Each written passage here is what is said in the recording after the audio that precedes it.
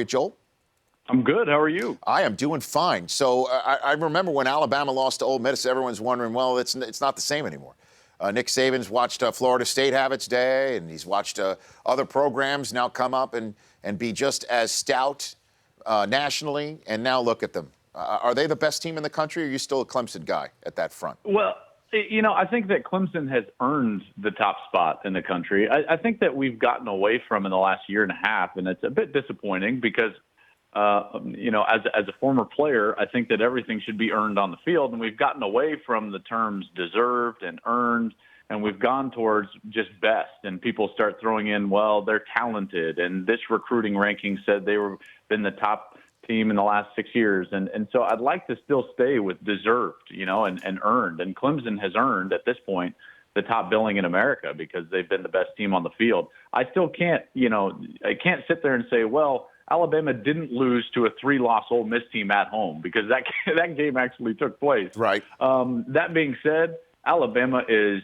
a great football team. They really are. And in particular, when their style matches up with a similar style, they're going to beat you. If you try to get into a phone booth and play a pro-style game and have a between-the-tackles running attack against Alabama, they are perfectly suited to beat you. That's why LSU was always a bad matchup. Now, if a team tries to spread them out and run with some tempo like we've seen Ole Miss do in the last couple of years, that's where they tend to struggle. So I think that for someone to beat Alabama, it's going to have to be a style that beats them and not just, outmanning them, in particular at the line of scrimmage. So if you're on the selection committee and it's New Year's Eve, who are the 4 teams playing? Clemson, Alabama, and who else?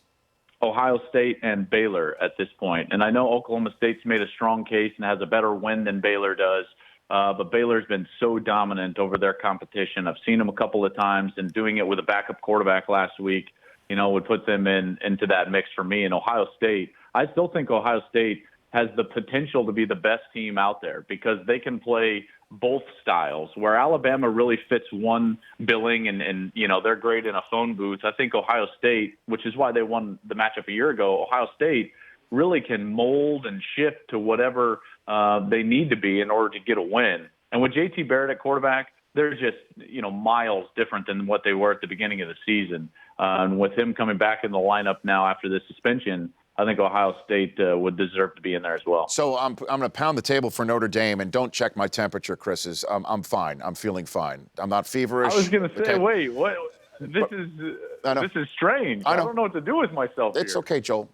True. Jupiter is not alignment Mars. Let me just. But if Notre Dame's only loss is to the team that you say deserves to be number one, and Alabama has lost to a three-loss Ole Miss, is this an SEC bias? Is this the Southeast bias that's talking about here? That the SEC is the toughest conference? I mean, why can't Notre Dame get in with that one loss?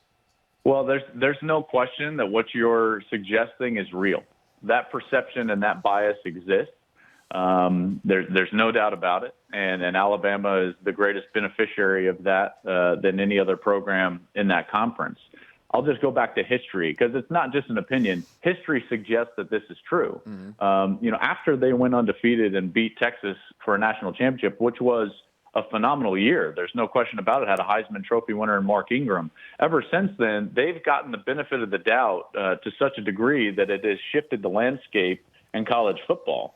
They were able to play LSU in a rematch after losing to that very LSU team at home in a year in which Oklahoma State and Stanford deserved to play that game probably more so than Alabama, and they lost in November. They also lost in November to Johnny Manziel, and Texas A&M was still able to go play for a national championship. Last year, they get a loss, and it doesn't matter for them. They still wind up in the college football playoff while TCU and Baylor had to sit at home. So that perception is real. It's there, and your argument doesn't fall on deaf ears. I think Notre Dame is a heck of a team. I'm really impressed with what Kaiser has done because he has shown versatility.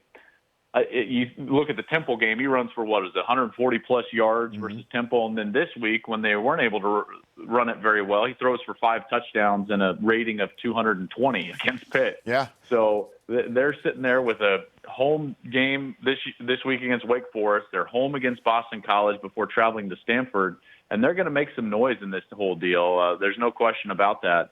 Yeah, I wish I wish I could yell and scream and get this whole SEC bias thing taken out of our sport, but it exists, and at this point, you just kind of have to operate within it. It's never going to happen. And I'm not just saying that about Notre Dame because Brian Kelly just confirmed to join the Rich Eisen show on Tuesday as a guest. But while I'm on a roll, Joel Klatt, I might as well just come out and say Michigan State got absolutely hosed at the end of the game by Big Ten referees, the same crew that called a Michigan player for targeting in their game against Michigan State, in between the guards, by the way, targeting in between the guards, which I've never seen before. Same crew also, I don't know if you saw this, called pass interference on both players on the same play, which normally would be a no call in every single one of the million games I've ever seen.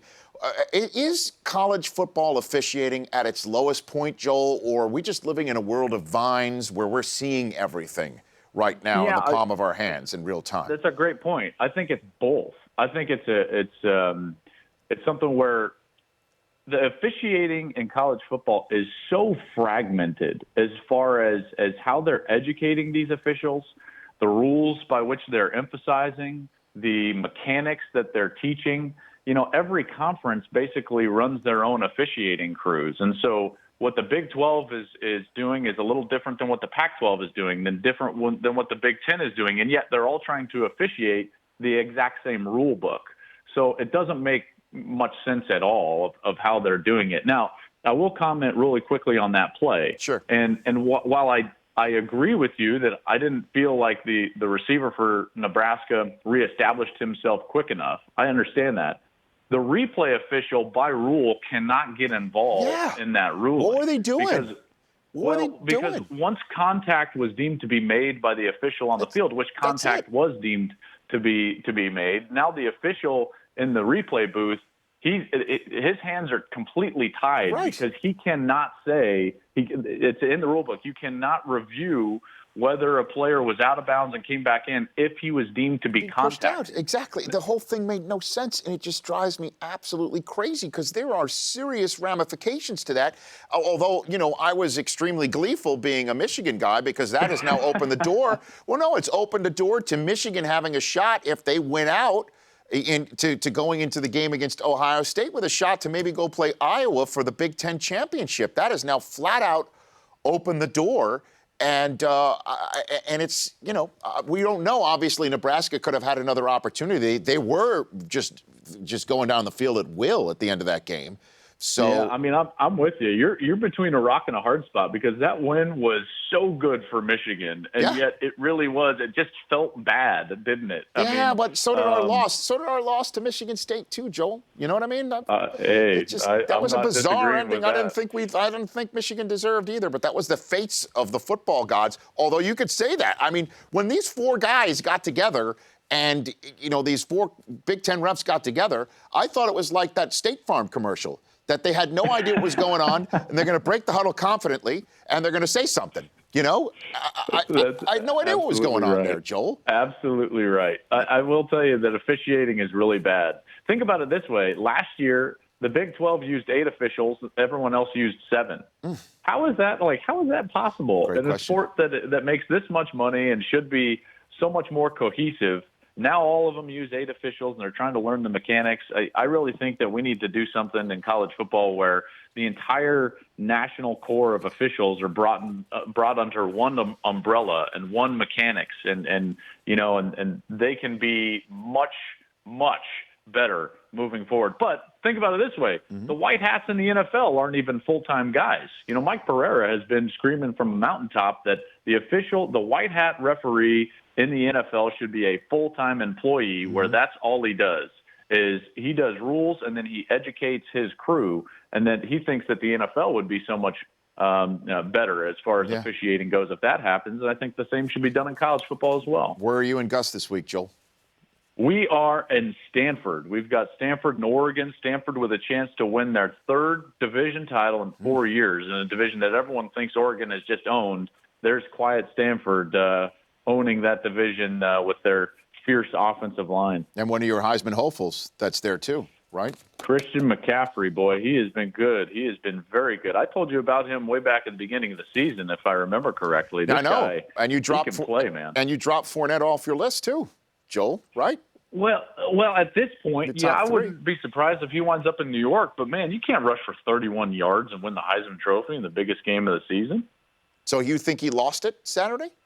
I think he did. I think Teron Boykin also lost it. Those two were clearly in the lead, and Boykin throws 4 interceptions. The game I was at Oklahoma State, they lose badly. Leonard Fournette goes for 31 yards with the eyes of the nation upon him.